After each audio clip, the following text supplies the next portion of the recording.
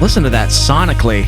So the song structure is a bit unorthodox. The whole thing's just quite the experience. There's just so much more emotion than I expected.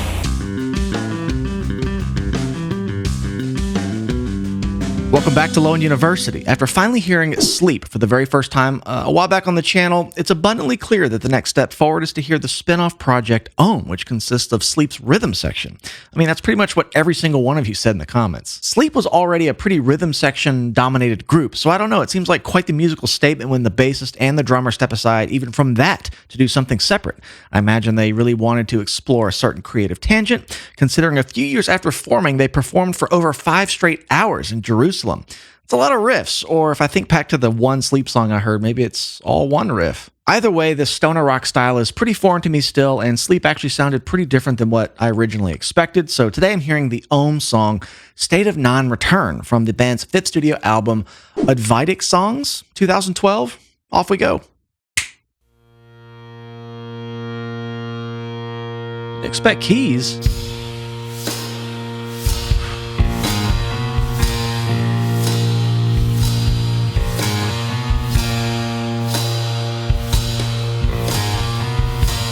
Ooh, man. That's greasy. Rickenbacker? It's one of the two. Okay.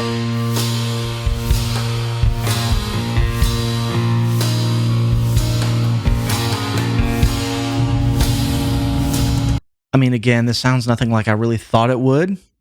I mean, I can tell it's, reminiscent of what I heard on the Sleep song, which was Dragonaut. Took me a minute there. This is almost melodic and pretty. I hear these keys layers on top of this like pedal tone droning. I just want to warm up into that one more time. I love how it kind of introduced the texture that you're going to hear, I assume, with these keys. Like, I feel like that's very intentional to start off showing that, which is good to have a video. Can see that he's playing a Rick. And that kind of defines the whole thing, I think, from the beginning. Okay, B flat. That bend.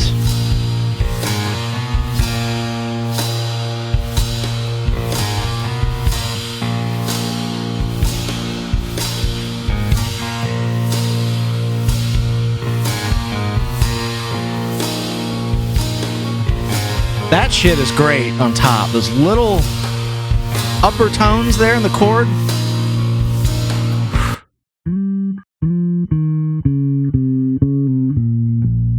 My tone knob back up. Wasn't sure where to put the tone knob for this one. It could have been really gritty and heavy, or this is kind of in the middle. It's kind of pure.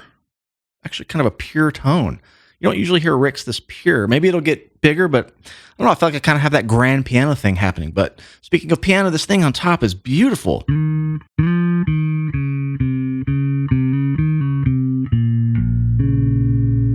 Ooh, B flat minor gives me goosebumps. It's one of my favorite keys. Probably my second favorite. A flat minor. B flat minor being the second. Nerdy shit. So this is already winning for me. Kind of hitting the bass. Oh, there it is. I knew it was coming. Oh.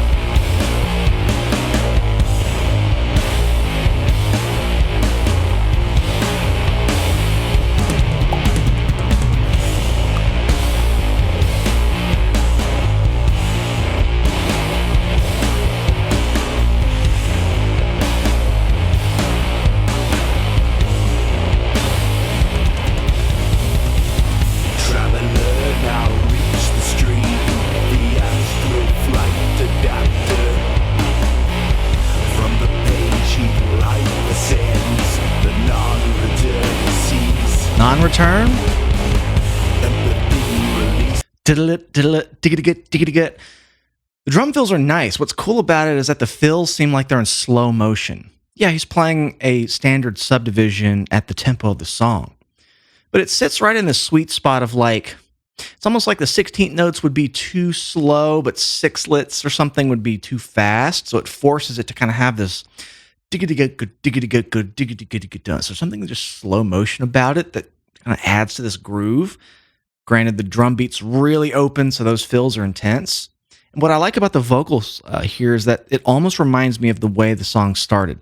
Listen to the pitches in the vocals. It kind of goes, it kind of has the hovering between B, C, D flat there, B flat, C, D flat.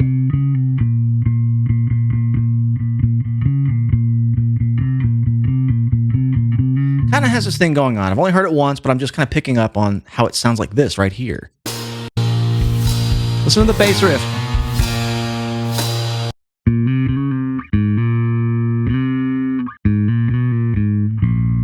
So the vocals, whenever they come in here, jump to that. It kind of reminds me of that.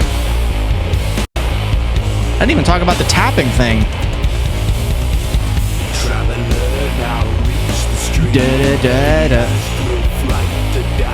So that parallel is cool. If that really is one, I like it. Okay. From the page he light ascends, the non-return seas. Empathy release me, and the phoenix rise triumphant, and walks into the certitude ground, the soul submergence ends.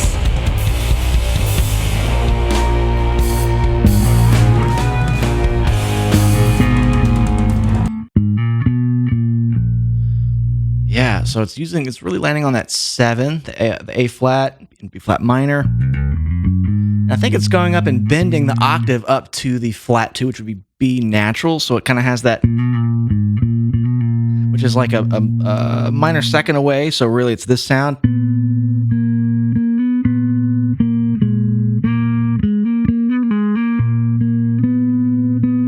So the vocals, again, the way the song started, it's just a tense thing, and they kind of bend it up.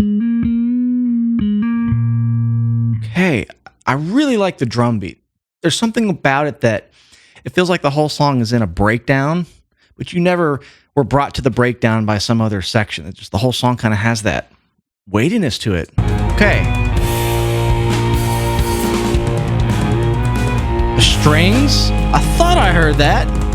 They might have shown it, I wasn't paying attention. Ooh. Okay, yes, it comes back. Yeah,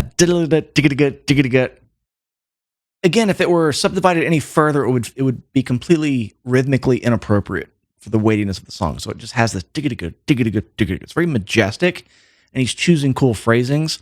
There's strings in here. Again, they might have shown that earlier and I missed it, but this is about texture and layering. I'm trying to think about how I would dial in a tone like that with just amp and bass. I am running through a helix down here in every video, but the signal chain's like some EQ and a compression. So I always try to like dial in a tone with a bass and an amp. Minimalist. And I'm really big on the philosophy of work with what you have. So if you have an amp and you hear these tones and you're like, I'll never be able to get that. I don't know what effects pedals. Well, just try to get it with an amp you have, especially if the amp has a little bit of an overdrive channel. You can get in the ballpark and still be happy with it. So this is kind of how I learned to dial in tones. That's kind of always what I'm showing in the video, but this has some stuff going on. I'll get to it in a second. I just want to let it play a bit more. We got a 6-minute song. Okay, ended on this breather. Back to this.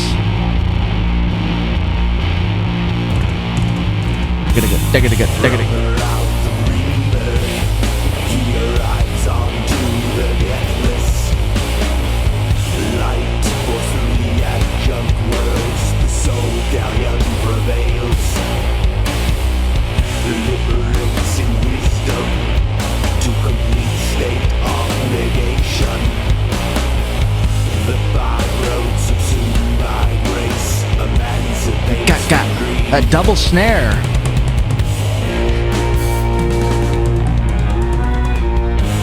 There it is again. Okay, this tapping thing is going to be tough, and coming into videos blind, the tunings can be tough. I'm going to assume it's down in like a drop B flat. Could be anything really, but I think that riff is just kind of doing the main theme introduced in the very beginning of the song, that they keep coming back to that theme. So if I were to kind of break it up, it would kind of have this.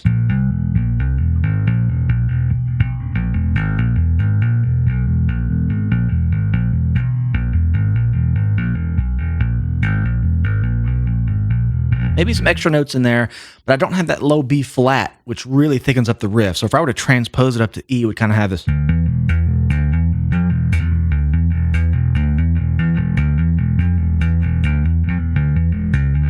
And I'm not sure what other notes are being thrown in. It's sludgy, it's thick, but man, this is great. All right, let me think about this.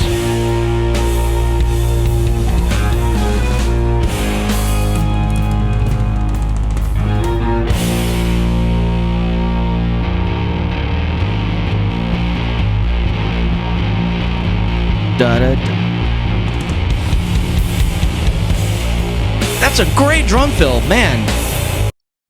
You know, I talk about the drums when they jump out and do something very unique.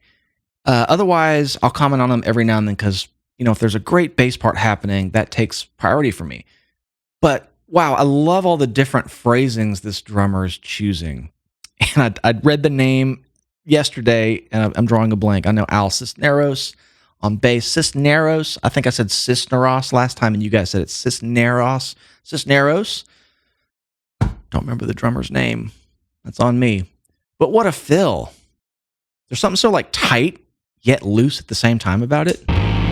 Listen to this.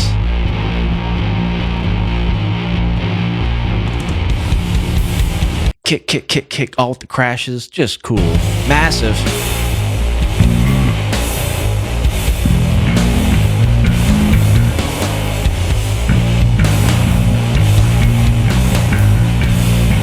Ooh, I can kind of see it there, and I might be able to go frame by frame. But let's see where I'm at in the tone land so far. I mean, not near gritty enough.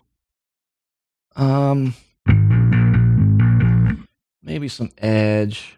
But I don't want that harsh, brittle top end. So I'm going to actually go the other way, crank this, and maybe pull back some treble, and maybe scoop it and boost the bass. Let's see. I'm working on it. Okay, we're in the ballpark now. I kind of like what I'm getting with that. I might crank the drive, bounce it back out with the level.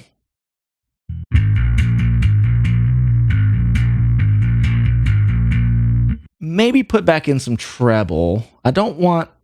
Is it a mids play? I don't know. I always talk about Rickenbacker's leaning into that mid-range snarliness. So I might put back some high mids and maybe take out the treble and go that route. Sometimes you can kind of swap. They're like two different trebles, high, mid, and treble. They just accent different, you know, points of the frequency range, and sometimes that responds better with everything you have going on. But ooh, okay. I kind of have that top end bite that I'm getting. Tone knob was actually halfway down, so I didn't even notice that. Ooh, that was it. Okay.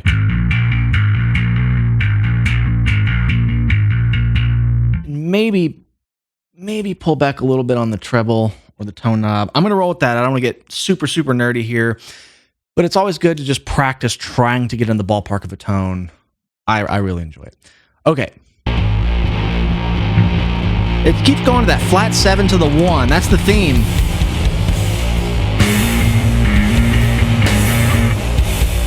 Okay, it shows it here.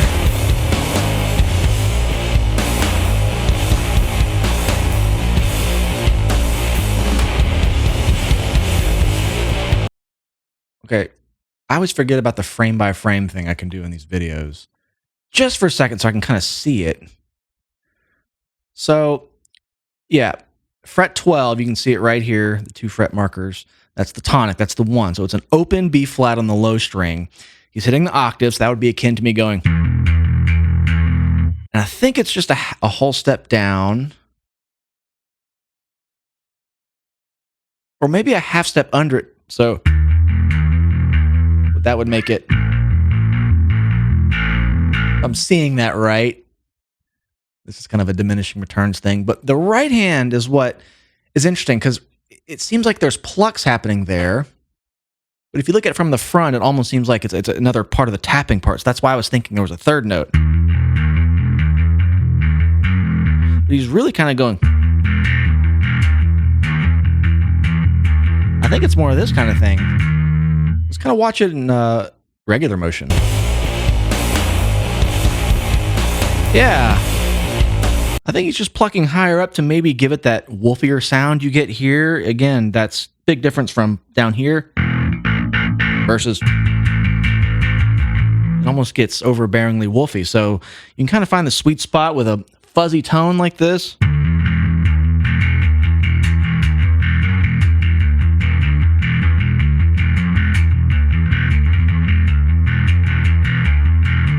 Something like that. It's juicy. Okay.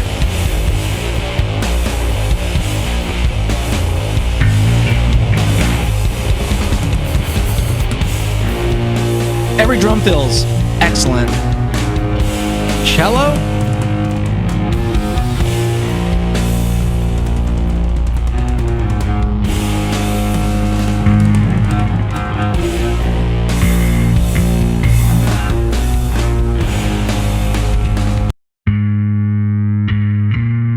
You hear that really slick melody coming in?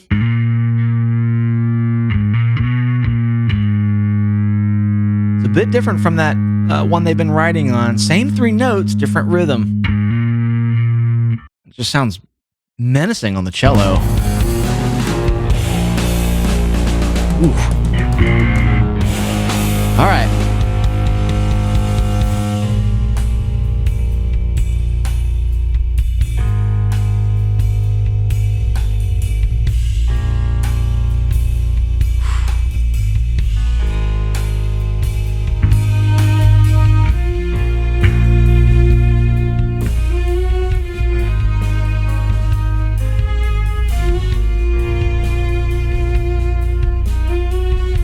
Listen to that sonically.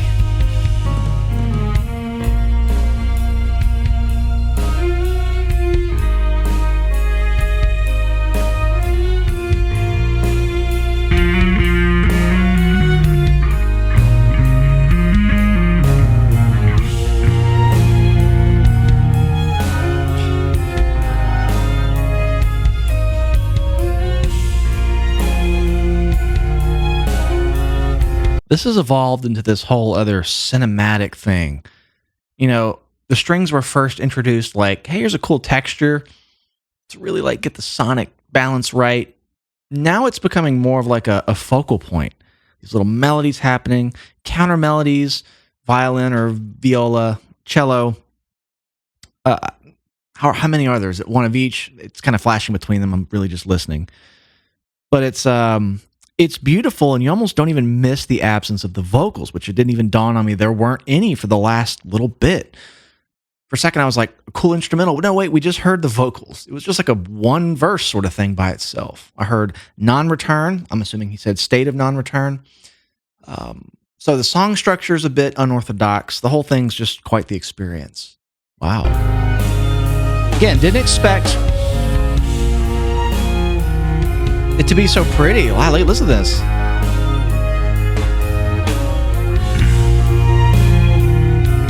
Just letting them ring.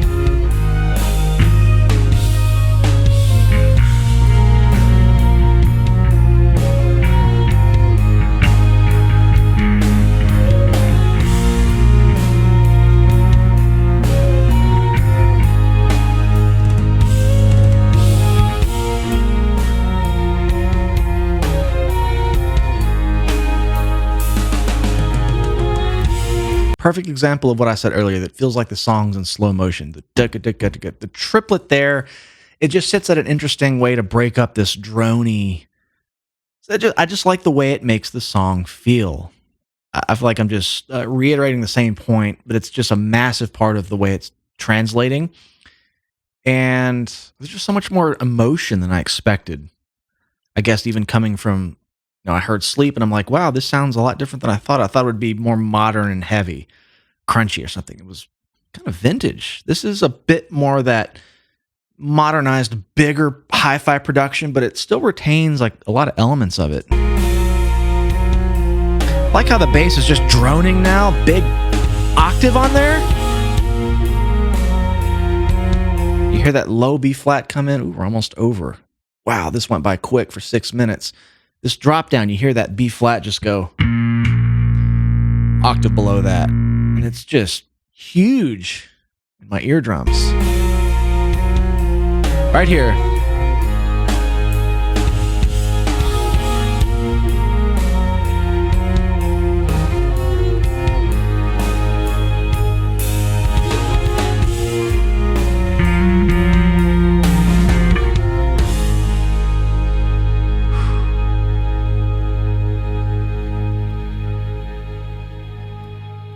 Heck yeah, this stuff is really fun. It kind of pulls a different side of my brain into the analysis process. This isn't about flashy technique. This isn't about chord progressions. This isn't even really about melody, even though their approach to melody is very deep and very subtle. I'll talk about that in a second. But this just, you have to almost not analyze. I get comments like, stop analyzing the music. Well, that's why I made this channel. It's what I like to do. So, no, I'm going to keep doing that. But I almost have to just step into the abyss for a minute and come back out, because there's so many subtle layers and details that come in. And when I was talking about melody a second ago, the way it was introduced, it was almost like a misdirection of texture. Like I was saying, you hear these strings coming in, they're just kind of going along with the bass riff. They're just on the root note, which again was B flat. It hovered to the 7, A flat. Just kind of goes, that was kind of like the theme of the song. And then slowly they just kind of came out of nowhere, and you have multiple layers of strings going, putting it in this entire soundtrack cinema mode. I mean, it was like an evolution over 6 minutes. There wasn't hills and valleys, right? It was just one big, like, and it ended on this just like, this really cool exhale. Thanks to all of you for suggesting and commenting State of Non-Return on my last video on sleep. 2 projects I'm very intrigued to check out. Where should I go next? Should I go back to another song from either band or another band in this vein? Again, this is kind of an untapped treasure chest for me, much like punk rock was, and much like post-punk and new wave and all the other little side quests currently happening on the channel. I'm loving it. But again, if you'd like to support the channel, come find us on Patreon.